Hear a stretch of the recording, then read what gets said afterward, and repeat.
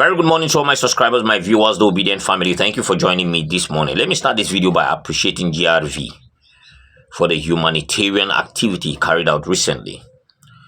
Went all out to buy 1,000 bags of 5 kg rice and is shared to Lagosians. It is really good to see that this mentorship stuff is working. It is really good he's imbibing the character of his boss, Peter Obi. It is really good to see that these guys now understand gradually that politics should not be about ambition. It's a service to the people. So whether you win or you lose, that service should continue. And that is what Peter Obi have been showing of late.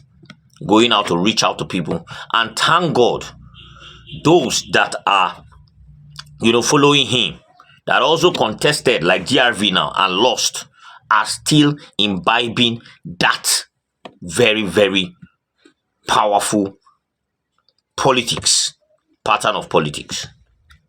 The people should be the center. The people should be the main reason. So even though you win or lose, you must reach out to the people, and that is why they are carrying it out. And it's good. It's really good to see. It's really good to see. Some people will buy transformers for their community, and once they lose an election, they come back and carry their transformers. We've seen that. Some people will just, after losing election, they go back to their covens and sit down there. And then until after another 4 years, they come and start lying to the people.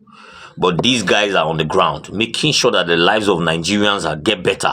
The lives of people, the promised, get better. So the promise must continue, whether you win or you lose. And it's really good to see that that is happening. Having said that, let me dive into basics. As Peter Obi, GRV are carrying out this very great activity of reaching out to the people that are needy and all that. The talks that these guys made have become untamable. They have started messing people around. In Lagos State now, it has become a very, very terrible situation where you can't even walk the street freely and pick a call before talks take over.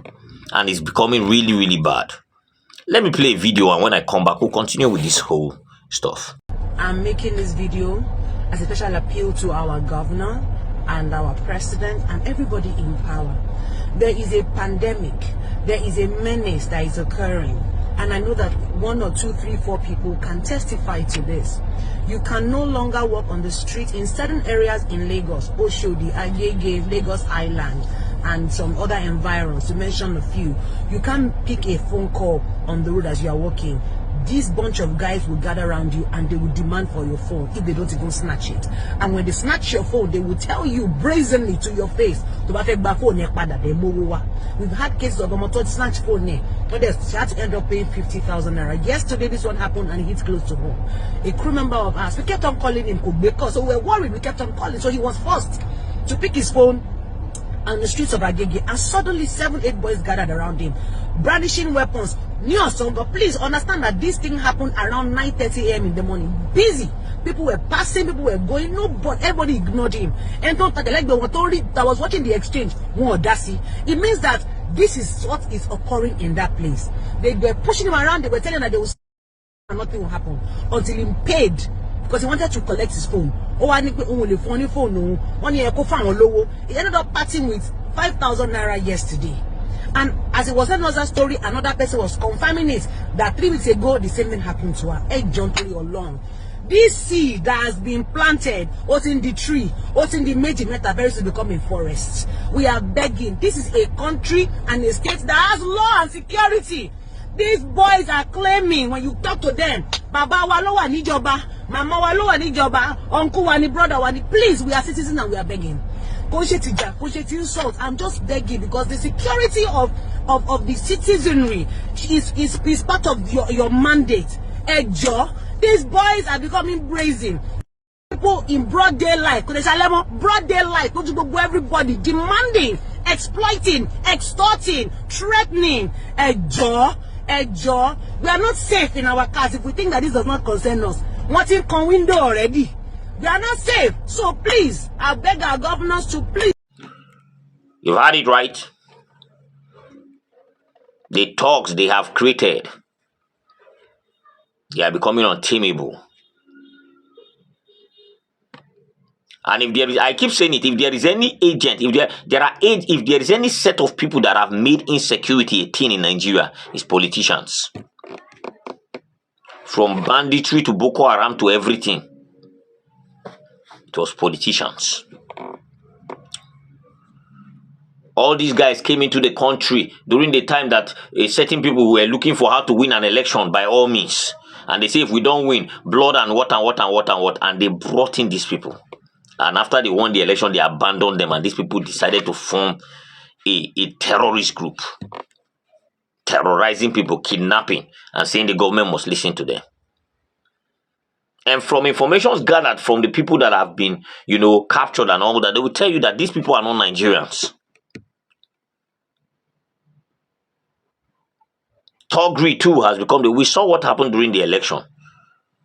And then after you win an election, you abandon them, they will find a way to do all right. This is the same people that we had that recently in a pedestrian bridge. They were collecting money from people for them to be able to climb and cross through. They have become so powerful that even the police escort some of their people. We saw what happened during the election in Lagos State. And that is the situation of things.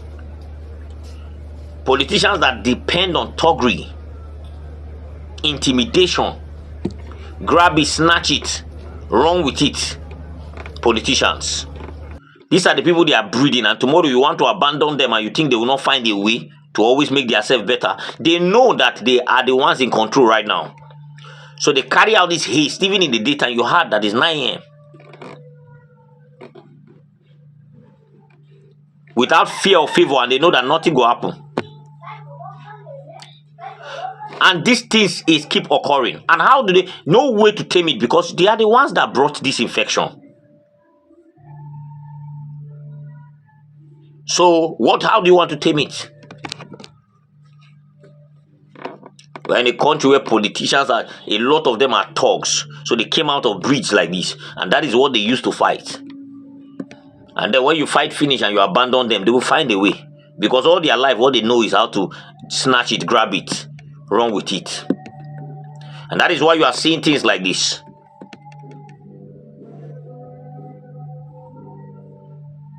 Why people are crying. And in fact, watch this video. Let me come back and wrap this up.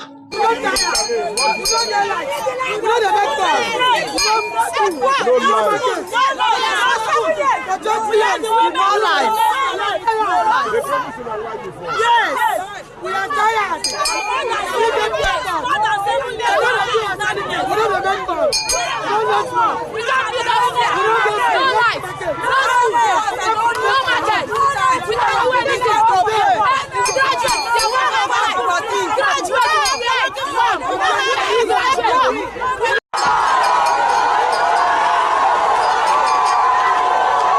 I don't even have light in my house. I live in Abuja here. I run generator. I buy this zoo with my little earning. The other day, your national grid is falling down, and yet you have the audacity to come out and tell us that you want to increase price. For now, I decided to be low to anybody because I didn't accept it. I didn't accept it. I supposed to be in that band. I don't see the light. In fact, the light is even damaging because it's damaging my appliances. Because it's very little, we cannot carry my AC, you can't carry the fridge. They will keep on killing the sensor and other things. So the best thing, let me run my gen. That's what I'm doing. Coupled with the price of fuel. So I think the government should be sensible to the plight of the people. Family cannot feed. They are increasing the height. The money is for what? The money they are generating. Have they fixed the light? It's supposed to fix the light. People can pay. When there is service, people will pay. But unfortunately, the reverse is the case. Corruption, embezzlement has taken over the sector. So they should not allow the masses to be suffering. Why is it that it is the common citizen who bear the brunt of all the mismanagement of the government? So I think I want to say that people should not encourage them to do that. They should stop it. You've seen it, right? The level of tears that is flowing. The hardship the difficulties. And what do you expect? That is why we can't have a system of people that can organize and think about the common man. No. Because they have understood that it is snatch it, grab it, run with it, even though you don't have nothing upstairs. And then at the end of the day, this is what you get. Suffer upon suffer. Hardship upon hardship. No any form of people-oriented policies. Nothing. Everything is an error. People are suffering. People are passing through hell on a daily. And then by the time you can't even, where do you even start from? Where do we start from? Why? Because these people don't have the technical know-how to change anything. All they know is grab it, snatch it, run with it. And when they enter there, that is the same pattern they use. Grab it, snatch it, run with it. And then the people are the one at the receiving end. If somebody had told me after Buhari's regime that we will one day come and say Kai Buhari was better, I will never believe it. But look at it. Lately, people have been saying Kai Buhari, he was even better. They are hailing Buhari. With all the terrible things Buhari did, we still feel he's better. Because the one that is there now is actually plunging us into excessive suffer. And crime has increased. Everything is at its high. Inflation, crime, and all that. Why? Because the people must look for a way to survive. When the wicked is in power, the people mourn. It's in the Bible. And that is the situation we have found ourselves. And this is just the beginning. We still have more years to go with this character.